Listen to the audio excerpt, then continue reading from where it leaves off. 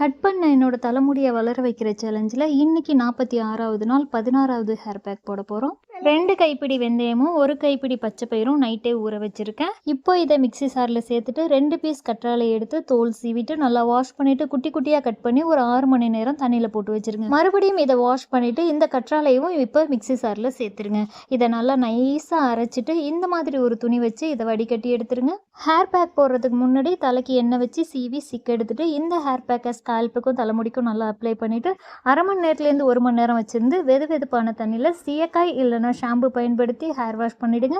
Hair wash பண்ணதுமே நல்லா தண்ணி குடிங்க. இந்த பொருட்கள் பயன்படுத்தி ஹேர் பேக் போடும்போது சளி பிடிக்குது அப்படின்னு சொல்கிறீங்க. இந்த ஹேர் பேக்கை தலையில் போட்டுட்டு ஒரு ஷவர் கேப் இல்லைனா ஒரு கவர் வச்சு தலையை க்ளோஸ் பண்ணி ஒரு 20 நிமிஷம் வச்சுக்கோங்க.